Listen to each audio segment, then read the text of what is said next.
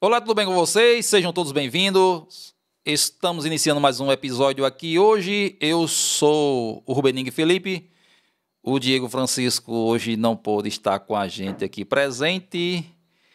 E está o convidado aqui, Leonardo Chaves, o CEO da MedServe. Seja muito bem-vindo. Obrigado por estar aqui conosco para falar um pouco a respeito dessa veia empreendedora da empresa, como surgiu, essas questões que fazem um grande diferencial aqui nos brasileiros, né? Que são um povo realmente que tem esse desejo, mas que muitos não têm realmente o apetite ao risco, realmente, de fato, quando percebem a dificuldade. Então, seja muito bem-vindo e obrigado por ter vindo aqui conversar conosco nesta noite. Eu que agradeço o convite novamente. Muito obrigado.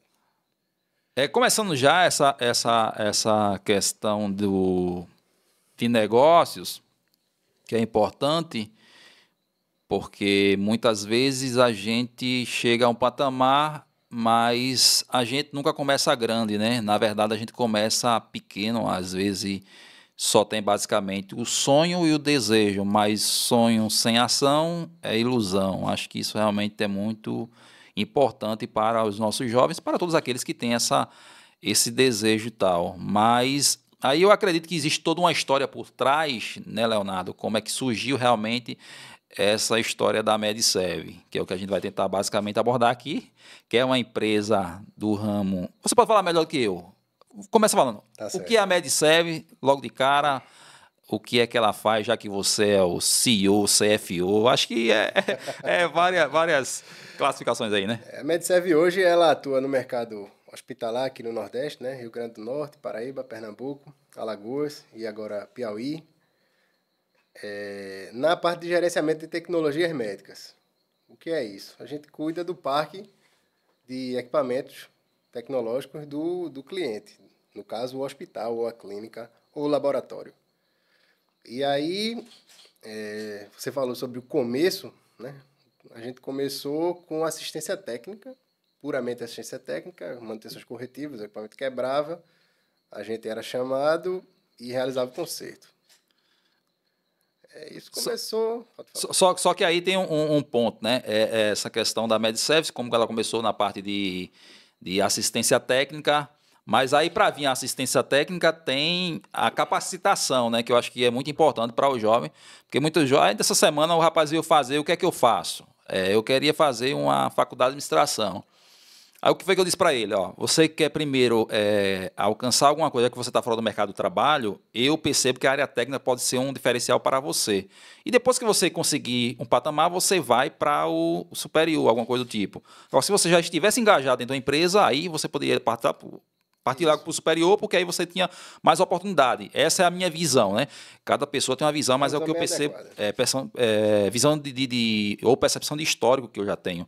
Mas aí como é que surgiu realmente o Leonardo Chaves lá atrás, quando realmente, de fato, foi para a área de formação? Porque eu acho que isso que trouxe para você foi justamente a sua formação que trouxe para você ser e estar onde está hoje, porque elevou o seu nível, mas começou lá com a parte técnica. Você fez Senai, fez Cefet, você recomendaria alguma dessas escolas aí técnicas, ou algum curso específico também, que isso pode passar para o jovem? O jovem quer saber. O Leonardo começou, hoje ele foi para a assistência técnica, está na MedServe como um ambiente mais macro, mas ele partiu de que escola? De escola técnica, qual curso ele optou, se naquele momento que ele partiu para isso, havia uma grande demanda, foi isso que chamou a atenção dele, não foi? Conta pra gente essa questão de começo lá atrás, realmente, quando você realmente buscou se capacitar, é isso que realmente a gente tem Tudo começou no Cefet, né? Que hoje em dia é IFPE, para os mais antigos é a Escola Técnica Federal. O pessoal da minha geração conheceu como Cefet. Eu entrei lá no ensino médio, não foi no ensino técnico, não. Apesar de eu já ter essa atração pelo ensino técnico, na época eu tinha até vontade de fazer mecânica. Gostava de Fórmula 1, Fórmula Truck, automobilismo, então achava interessante essa parte de mecânica. Meu gosto foi mudando com o tempo, né? E eu acho que o Cefet ele foi um divisor de águas incontestável assim na minha vida, porque não só ele me trouxe uma profissão, como trouxe minha família também, né? Eita lá, tem coisa aí no meio, hein? E aí, minha esposa é de lá. O amor brotou no Cefete, o amor Exatamente. e o profissionalismo. Então, lá eu fiz ensino médio e em seguida entrei no curso de eletrônica lá. Você perguntou se eu fiz Cefet e Senai, eu fiz os dois. Apesar que no Senai eu fiz um curso na área de tecnologia também, na área de redes, mas nunca cheguei a exercer nada na profissão, não, assim. Serviu bastante de conhecimento para boa parte das coisas que eu já fiz, que eu já empreendi. No Cefet, eu iniciei o curso de eletrônica. Depois do Ensino médio, ensino médio, isso, que é foi 3 anos. 3 anos de ensino médio e depois o curso subsequente, que chamava. Isso já Ainda dá uma, existe, na verdade, que é 2 anos. isso já dá uma boa bagagem, né? Porque aí o nível de ensino lá, de ensino médio, eu acredito que ele seja um pouco mais puxado, né? Realmente as aulas já dão uma base para que o estudante ele entre lá no Cefet técnico com uma boa bagagem de matemática, física, essas disciplinas aí que são um calo na maioria dos brasileiros aí, né? Além do ensino ser bom, tinha um filtro que era o vestibular. O Cefet tinha um vestibular bastante concorrido na época, porque era um ensino de qualidade e gratuito. Então, todo mundo aqui do Recife visava um concurso desse na época. Eu nunca passei, não. Fiz alguns. Aí, iniciei o curso técnico de eletrônica. Depois, eu comecei engenharia elétrica na UPE. E aí, foi tudo ao mesmo tempo. Foi Cefet de manhã, Senai de tarde. Quando eu passei no vestibular, eu joguei o Cefet para a noite. E eu ficava na UPE de manhã, Senai de tarde, Cefet de noite. E não tinha hora para estudar, não tinha hora para me deslocar. Cheguei em casa de meia-noite. Isso foi bom? Rapaz, na época eu não achava bom, não, né? Hoje em dia, hoje em dia eu tenho que dizer que foi bom, porque eu colho resultados, né? E assim, até o sofrimento também faz parte da formação, não só profissional, como do caráter da pessoa, né? Você começa a dar valor às coisas de acordo com o sangue e o suor que você deu para conquistar aquilo ali. E realmente foi bastante, mas graças a Deus deu tudo certo, tá dando certo. Conseguiu concluir porque você pegou um bocado de informação, agrupou tudo e tentou encucar na cuca no mesmo tempo, né? Todos eles concluíram dentro do prazo ou teve dificuldades aí? Eu Como é? concluí todos, mas não foi dentro do prazo, não. O único que foi dentro do prazo foi o Senai, que aí só foi 6 meses assim de Senai junto com as outras coisas, e aí deu para terminar, mas aí eu iniciei a UPE, curso de engenharia, que é bastante puxado, todo mundo sabe. O curso técnico de eletrônica também não é fácil. E depois eu tive a brilhante ideia de trabalhar também, né? Eita, aí De estagiar, no caso. Mas aí por necessidade ou... Também, né? Necessidade também, precisava de uma renda. O negócio era apertado naquela época. E eu sempre quis trabalhar, até queria trabalhar antes, assim, de fazer 18 anos, mas aí o pessoal em casa deu uma segurada lá, disse que esperasse. E fui. Quando eu fiz 18 anos, assim, eu fiquei indo atrás de estágio. E quem arrumou o estágio foi um amigo meu do Senai. E aí foi interessante a forma como ele arrumou esse estágio para mim, porque ele ligou para mim num domingo. E aí disse, e aí, bora no churrasco e tal, não sei o que, tomar um. Eu digo, bicho, eu tô zero dinheiro aqui, velho. Tô precisando de um estágio, arruma um estágio para mim. Aí ele disse, se tu quer estagiar, eu digo, quero. Aí ele disse, tá certo, eu vou desenrolar isso pra tu. Aí na terça-feira ligou um rapaz da empresa, perguntando, né, se eu tinha realmente interesse na vaga, se eu tinha interesse de fazer a entrevista. Eu disse, tenho. Ele disse, vem aqui na quinta-feira, era 31 de julho de 2008. Aí eu fui lá, fiz a entrevista, conheci o dono da empresa, conheci esse outro rapaz que estava se formando engenheiro. Aí eles gostaram de mim e disseram, tu vai começar amanhã, pode ser? Pode. 1º de agosto de 2008 foi quando eu comecei a trabalhar e nunca mais parei. E aí foi nessa área médica, né? O primeiro estágio foi nessa área médica. Eu achei muito interessante porque a gente entra no Cefet, entra na faculdade e só se fala em indústria, né? Parece que só existe indústria. E aí eu fiquei imaginando onde é que o cara vai aplicar conhecimento de eletrônica dentro de um hospital. Aí eu fui entender quando eu entrei lá, né? Uma infinidade de equipamento, todo tipo de tecnologia de ponta. E alguém tem que cuidar disso aí. Aí achei interessante, foi um conhecimento muito válido. E me deu vontade de continuar naquele segmento. Não só pela área, que era realmente interessante para mim, como também pelas oportunidades, né? Eu era estagiário ainda e eu ficava avaliando a qualidade do serviço que era prestado pelos fornecedores, né? Pô, esse pessoal tá ganhando dinheiro, ficando rico aqui, fazendo um serviço desse. Eu acredito que eu posso fazer bem melhor. E aí foi onde tudo começou. Foi nesse estágio. Aí a visão hoje basicamente já muda, né? Porque hoje você já percebe, eu acho que também a população de fato, porque para onde a gente olha hoje, a eletrônica ela está aplicada, né? Por mais que ela seja mais, digamos assim, utilização de outros equipamentos que façam aquele tipo de atividade, né? Mas a eletrônica, de qualquer forma, ela está presente, desde o elemento primário até o final, né? O que eu estou querendo dizer? Tem equipamentos, por exemplo, você vai fazer uma solda numa placa de um telefone. Pode ser que seja uma maquinazinha fazendo, mas o cara da eletrônica está mexendo na máquina que faz a solda. Então, Isso. tem essa questão, né? Que faz com que a eletrônica esteja presente massivamente aí em quase todos os segmentos. E aí você descobriu quando você está fazendo estágio e percebeu que existia outras oportunidades além da indústria, né? Isso. Então, E a partir daí a indústria nem me encantou mais. Já não via nada de vantagem em trabalhar na indústria, não. E aí, assim, eu nunca pensei em empreender, assim, nunca... Na minha família, não, ninguém. Na minha família, eu fui o cara que saiu fazendo o diferente. Não tem nenhum engenheiro na minha família, ninguém nunca tinha estudado essa área de conhecimento até então. Ninguém nunca empreendeu também na minha família. E aí eu via as oportunidades, né? Aquela questão de resolver problemas, né? Tinha diversos problemas para serem resolvidos e faltava alguém capacitado para poder fazer isso aí. E aí foi quando eu comprei a maletinha que a gente conversou, né? Eu era estagiário, o dinheiro era curto. Tinha uma época que o meu dinheiro era 90% de cerveja e 10% por garçom. eita, tá bem equilibrado, né? Mas isso aí é fase. E aí eu disse, pô, vou me organizar, vou começar a fazer uns serviços assim também. Surgia a demanda, né? Sempre tem um médico, alguém assim que pedia para consertar alguma coisa. Aí eu fui no Atacado dos Presentes. E aí comprei umas ferramentinhas lá da China e tal, era o que eu podia comprar na época, uma maletinha. A maleta não era nem de ferramenta, era maleta de costureira. Rapaz, então nós estava bem. Que ela era colorida, assim, era bem engraçado. Era de plástico ou era de metal? De plástico. Plástico. Se fosse de metal, era R$ 100 todinho, só na maleta. Tava até hoje, com o ornamento lá, hein? Tava com a maleta sem ferramenta nenhuma dentro, né? Aí pronto.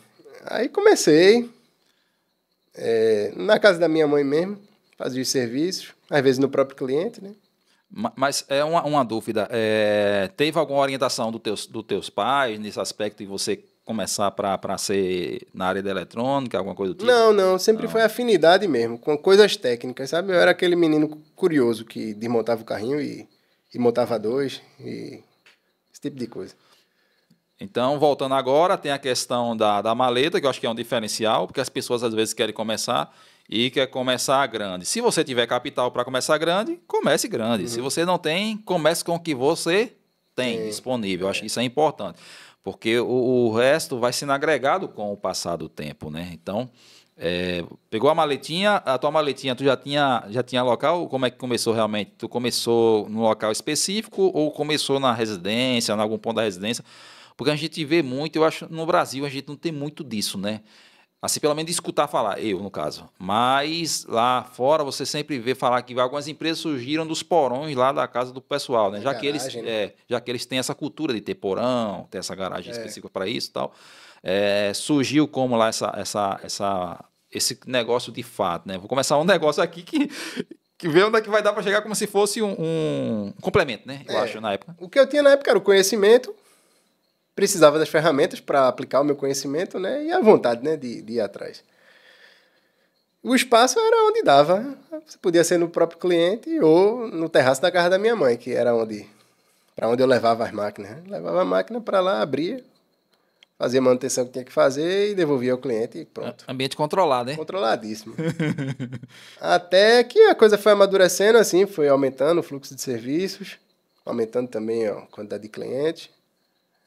E aí um dia tive um contratempo que um equipamento que era um defeito Virou outros. virou outro. Eita.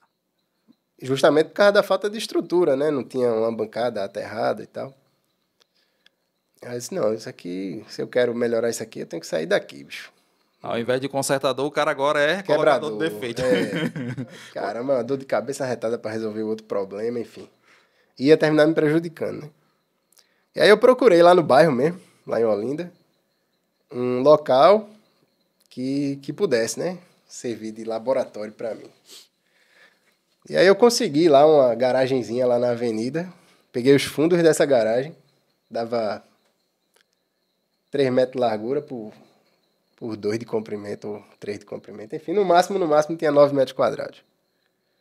Aí eu coloquei lá uma prateleira de aço e uma bancada que eu mesmo fiz. Peguei uma mão francesa, 2 peças daquelas tábuas de pinos. De pinos. Altamente resistente, hein? Oxe, eu subi em cima, meu amigo, e não quebrava, porque eu parafusei ela todinha assim, coloquei uma manta emborrachada em cima. Quero ver. Pronto, aí depois disso eu não tive mais problema não, de equipamento quebrar por causa de falta de estrutura, não.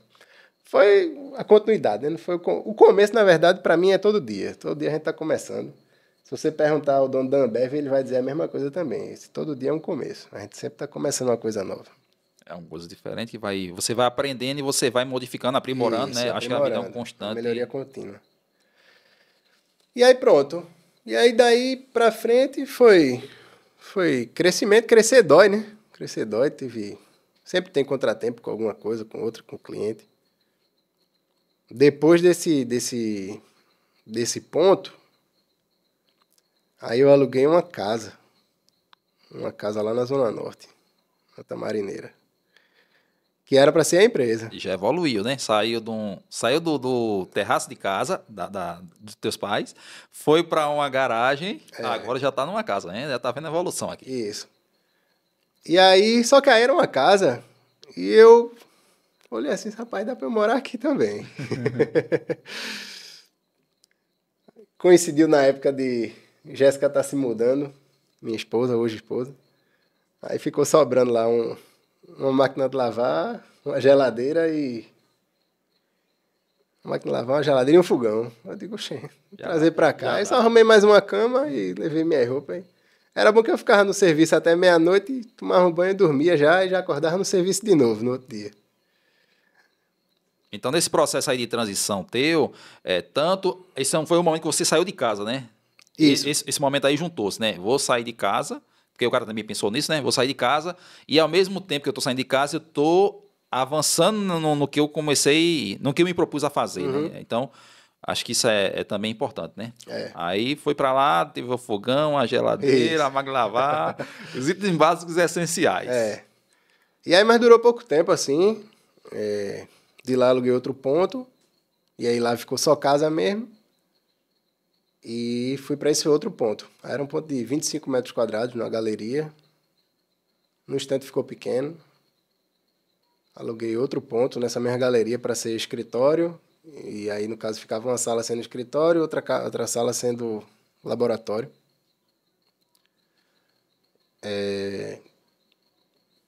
Depois eu comecei a usar os espaços da galeria lá do senhor lá. Usava o estacionamento, usava o corredor, tinha equipamento espalhado. Esse rapaz, esse negócio vai dar errado. Cada equipamento caro do caramba ficando assim na área externa, né? Aí você tem que ir para outro lugar. Então, aí essas duas salas juntas dava entre 45 e 50 metros quadrados, acho que uns 45 metros quadrados mesmo. Essa dificuldade aí que você falou, tá utilizando lá os espaços da galeria,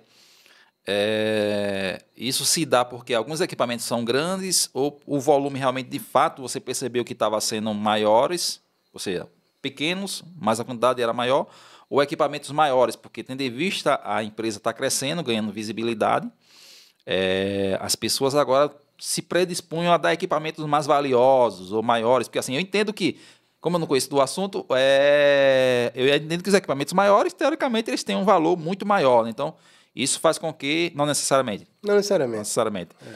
mas aí fazem com que as pessoas enxerguem que a empresa está crescendo, porque você fez aquele trabalho também que a gente pode até perguntar, né? Como foi essa questão que você... Eu fiz essa pergunta para um advogado recentemente, e porque, assim, só um assunto, o advogado ele não pode fazer publicidade do jeito que o mercado comercial faz, né? E aí, uma das coisas que a gente tem em mente como estudante de direito é o meu pensamento depois de formado, se tornar um advogado, é como eu captar cliente. Então, eu pensei nesse lado, né? Então, o cara tem que pensar no cliente. Então, nesse caso, como foi que realmente, de fato, você conseguiu ser visto pelas empresas, por profissionais? Porque isso cresceu, mas para crescer veio alguma história antes, né? Por exemplo, alguém me indicou, eu fui num porta a porta, eu fiz uma questão de tráfego local, alguma coisa do tipo, para tentar minha marca ser vista, alguma coisa do tipo. Como foi que realmente você tratou para que agora ganhasse esse corpo todo? Porque você cresceu, né? E esse crescimento ele foi rápido, em curto espaço de tempo, ou foi um processo mais demorado? Cresceu, mas digamos assim que foi uma coisa mais alongada. Como é que foi Então, eu isso? estou falando isso resumidamente, mas isso é uma janela de 14 anos, né? Do terraço da minha mãe para hoje, são 14 anos. Então, a visibilidade vai chegando conforme o bom trabalho é realizado, né? Eu comecei com um cliente, com dois clientes pessoa física, depois aí consegui um laboratório. E aí sempre buscando mercado e sempre assim também, o pessoal que já trabalhou comigo, já me conhecia, já tinha aquela confiança.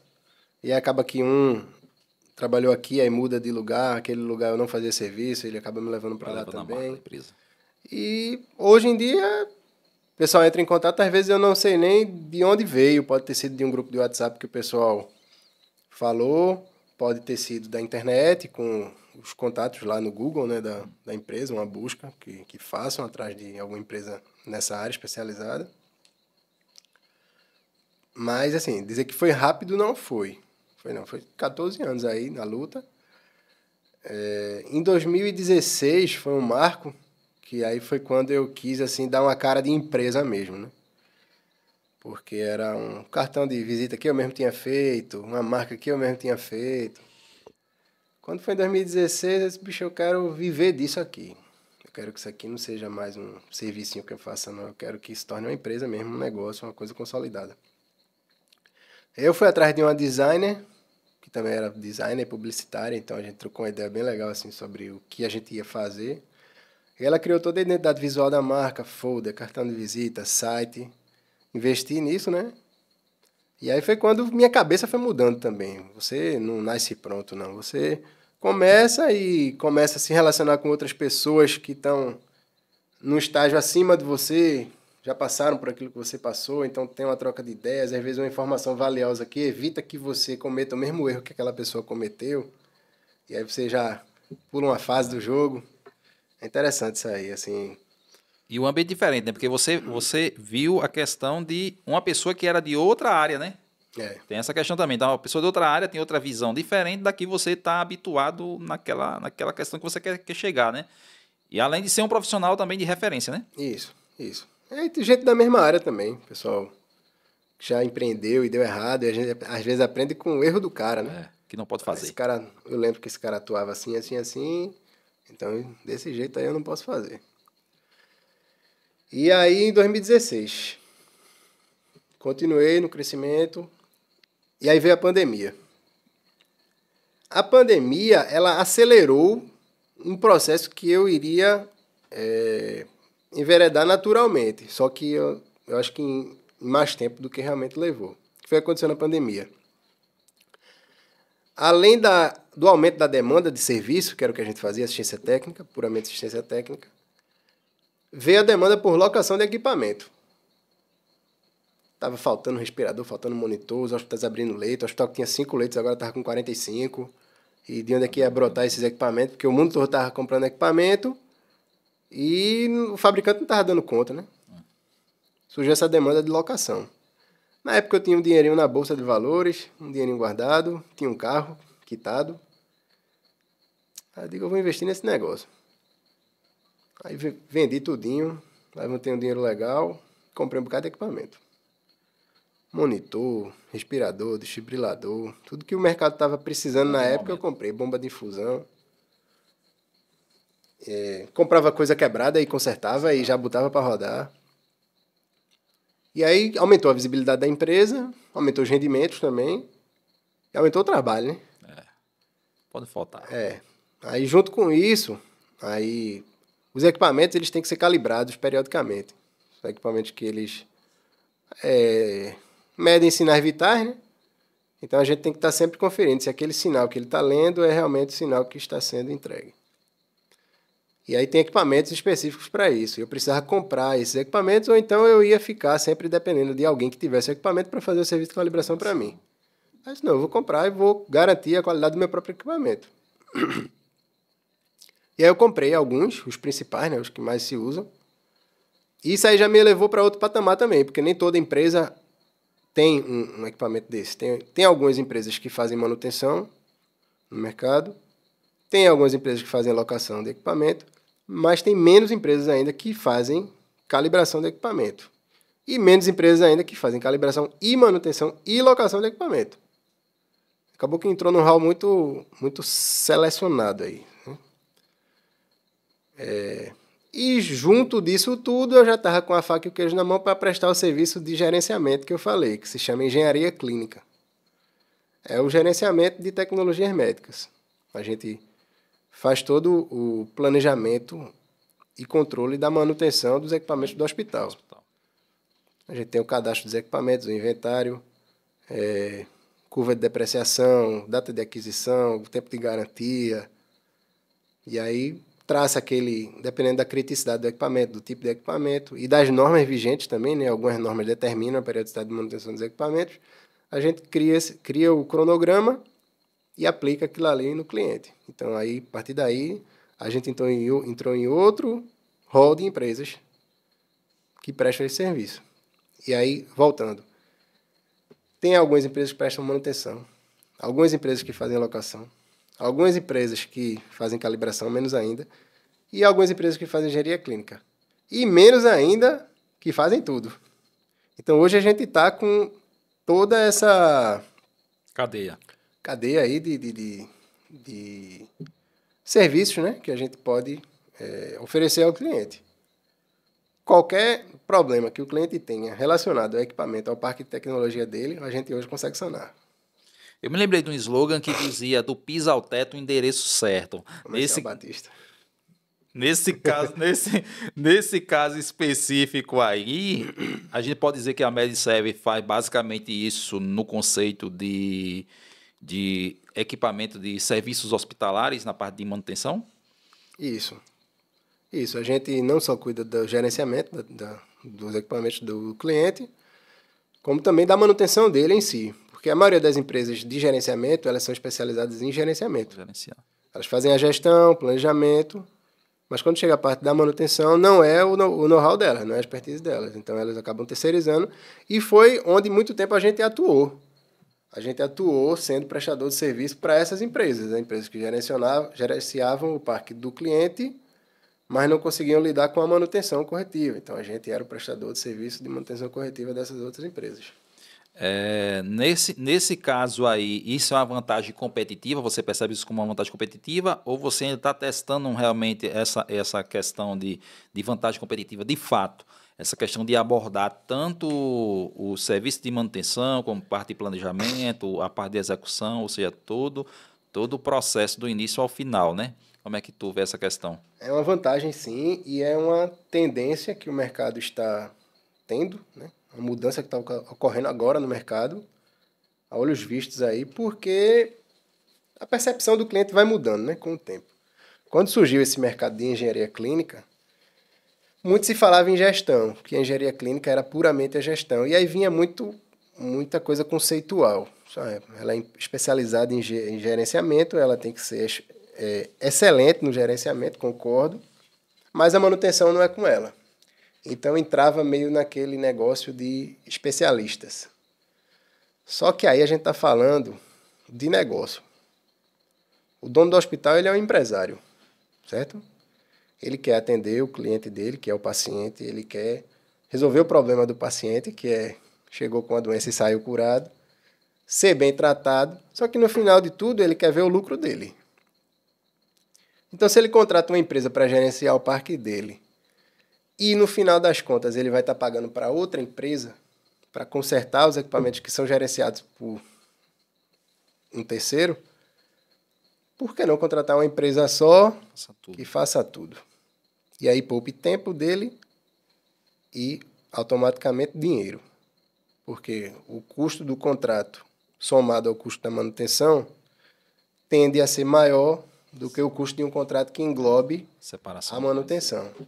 Além do que, quando você pega um equipamento e manda para um fornecedor para orçar, tira, manda para outro fornecedor para orçar, até que aprove, não só vai estar tomando tempo lá do diretor que toma aquela decisão de aprovar ou não o orçamento, como também aquele equipamento ele está deixando de ser utilizado no parque. E aí você que é de indústria sabe, uma máquina parada dentro da indústria é dinheiro perdido. É tempo. Uma máquina parada dentro do hospital é um leito que não está sendo ocupado e é dinheiro perdido também, bastante dinheiro. Um dia de ganho num processo desse de manutenção já é dinheiro que o cara está ganhando, né?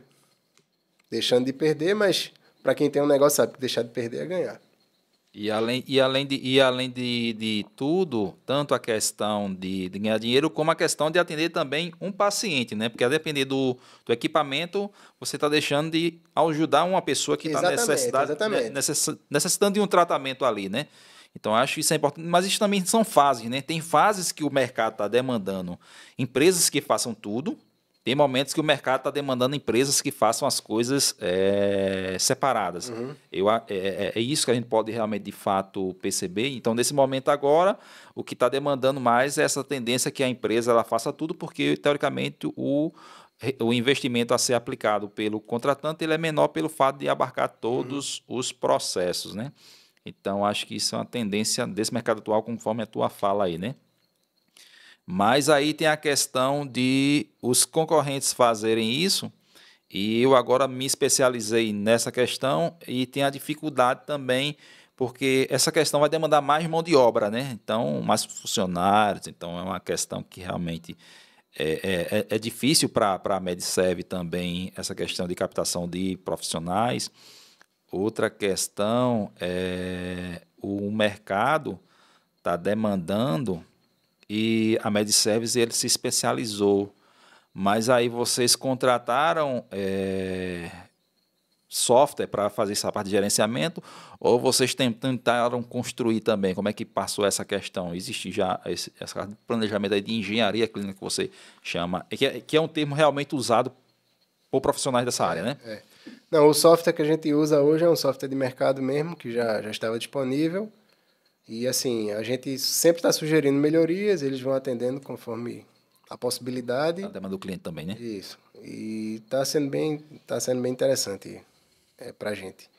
Questão de mão de obra, tem mão de obra boa no mercado, a gente consegue filtrar, né? Em todo mercado tem, né? Tem mão de obra boa, mão de obra mediana, mão de obra fraca. E a gente está sempre buscando o melhor, os melhores, e formando, né? É importante também formar novos profissionais com a cultura da empresa, né? Você pegar um profissional novo, um rapaz, uma pessoa, uma moça, recém-formado, sem vício, com a cabeça no lugar, a cabeça querendo crescer, exatamente, querendo buscar a mesma coisa que a gente busca. Então é muito mais fácil você pegar uma pessoa dessa assim e formar ela nos moldes da gente, né? Nos moldes da empresa, do que a empresa quer entregar para o cliente. O que o profissional vai entregar para a gente é o que no final, na ponta lá, vai ser entregue para o cliente. Entendi. Então tem essa questão de captação. Basicamente também auxilia porque você sabe onde vai buscar esses profissionais, né? Pelo fato de você conhecer. O Diego também, ele lá a primeira formação dele técnica